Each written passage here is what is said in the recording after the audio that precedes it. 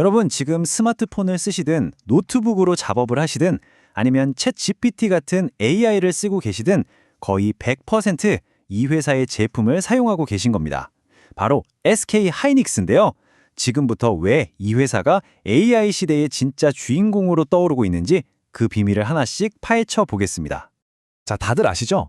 보통 AI의 두뇌는 GPU라고들 합니다. 인공지능의 그 모든 복잡한 계산을 처리하는 핵심 엔진. 맞아요. 모든 연산은 바로 이 칩에서 이루어집니다. 여기까지는 뭐 많이 들어보셨을 거예요. 그런데 말이죠. 아무리 똑똑한 두뇌가 있어도 심장이 피를 보내주지 않으면 아무 소용이 없잖아요? AI의 두뇌, 이 GPU가 제대로 일하게 하려면 어마어마한 양의 데이터를 끊임없이 공급해줘야 하거든요. 바로 그 심장 역할을 하는 게 HBM, 고대역폭 메모리입니다. 자, 그럼 이토록 중요한 AI의 심장, 대체 누가 만드는 걸까요? 이 핵심 기술의 맨 앞에서 시장을 이끌고 있는 기업. 네, 바로 오늘 우리가 이야기할 SK 하이닉스입니다. 먼저 이 회사가 어떻게 시작됐는지부터 한번 보죠. 많은 분들이 SK 하이닉스, 당연히 SK그룹이 처음부터 키운 회사 아냐라고 생각하시는데요. 사실 그 시작은 완전히 다른 곳에 있습니다. 정말 한편의 드라마 같은 생존기, 지금부터 따라가 보시죠. 모든 건 1983년으로 거슬러 올라갑니다. 고 정주영 회장이 세운 현대전자가 그 시작이었죠. 그야말로 반도체 물모지에서 시작해서 엄청나게 성장했지만 1997년 다들 기억하시는 아시아 금융위기, 그 IMF 파도를 정면으로 맞으면서 그룹 전체가 흔들립니다. 결국 회사는 2001년에 하이닉스라는 이름으로 채권단 관리하에 간신히 살아남게 되고요. 그리고 2012년 SK그룹이 하이닉스를 인수하면서 이 회사의 운명은 정말 180도 바뀌게 됩니다. 그렇다면 SK 하이닉스가 정확히 뭘 만드는 회사냐? 복잡하게 생각할 것 없이 딱 두 가지만 기억하시면 됩니다. 이 회사의 모든 것은 두 가지 핵심 메모리에서 시작돼요. 제가 아주 쉬운 비유를 하나 들어드릴게요. D램은 우리가 일할 때 쓰는 작업대 같은 거예요. 책상이 넓고 빨라야 여러 일을 한 번에 처리하기 편하잖아요. 대신 전원을 끄면 위에 있던 게 싹 사라지죠. 임시기억 장치인 셈이에요. 반면에 낸드 플래시는 데이터를 영원히 보관하는 서류 보관함입니다.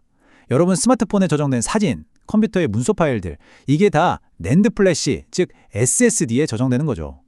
여기서 정말 흥미로운 지점이 나옵니다. 바로 D램 시장의 구조인데요. 이 차트 좀 보세요. 한국의 삼성전자와 SK 하이닉스, 그리고 미국의 마이크론. 딱 이 세 회사가 전 세계 D램 공급량의 95% 이상을 그냥 꽉 쥐고 있습니다. 이건 뭐 사실상 완벽한 과점 체제라고 할 수 있죠. D램 시장의 강자였던 SK 하이닉스. 그런데 최근 AI 시대의 심장, 그야말로 주인공으로 떠오르게 된 결정적인 한 방이 있습니다. 네, 바로 인공지능 시대의 판을 바꾼 게임 체인저, HBM입니다. HBM이 뭐냐면요. 기존의 바닥에 넓게 깔던 D램 칩을 그냥 아파트처럼 위로 쭉쭉 쌓아 올린 거라고 생각하시면 돼요. 그럼 뭐가 좋아지냐? 데이터가 다니는 길이 이건 뭐 2차선 국도가 갑자기 64차선 초고속도로가 되는 거라 마찬가지예요. AI가 필요로 하는 그 방대한 데이터를 GPU에 지연 없이 그냥 쏟아 부을 수 있게 되는 거죠.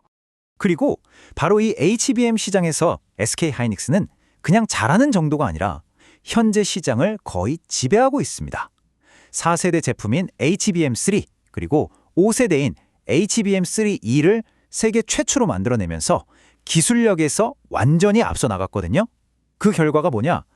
AI 칩 시장의 90%를 장악한 엔비디아 있죠?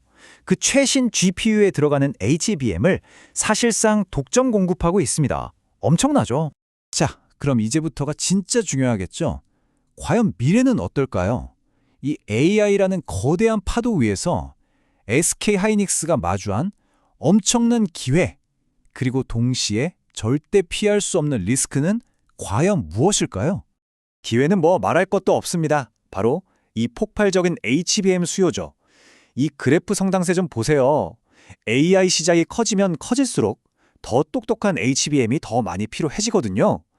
일부 시장 조사기관은 HBM 시장이 앞으로 몇 년 동안 매년 40% 이상 성장할 거라고 예측하기도 합니다. AI의 성장이 곧 SK 하이닉스의 성장이다. 이 공식이 그 어느 때보다 확실해진 거죠. 하지만 빛이 강하면 그림자도 짙은 법이죠. 가장 큰 리스크는 바로 이 산업의 숙명, 메모리 사이클입니다. 이게 뭐냐면 수요라 몰려서 가격이 막 오르면 회사들이 너도 나도 공장을 지어서 생산량을 늘려요. 그럼 어떻게 될까요? 그렇죠. 어느 순간 공급이 너무 많아져서 가격이 폭락하는 겁니다. 이 패턴이 수십 년째 반복되어 온 이 산업에 벗어날 수 없는 굴레 같은 거죠. 그래서 앞으로 SK하이닉스를 보실 땐 이 세 가지 질문을 꼭 던져보셔야 합니다. 첫째, AI 시장 정말 이대로 계속 성장할까? 둘째, 이 지긋지긋한 메모리 사이클의 파도를 이번에는 과연 잘 넘어갈 수 있을까?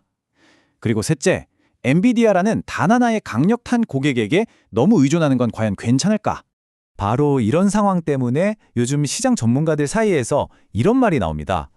AI 시대의 진짜 승자는 GPU를 만드는 회사가 아니라 그 옆에 붙는 메모리를 만드는 회사일 수 있다. 와, 이 말이 지금 SK하이닉스가 AI 혁명에서 차지하는 위상을 딱 한 문장으로 보여주는 것 같네요.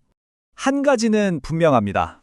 앞으로 펼쳐질 AI의 미래는 결국 메모리 기술 위에 세워질 거라는 사실이죠. 이제 우리에게 남은 질문은 단 하나입니다.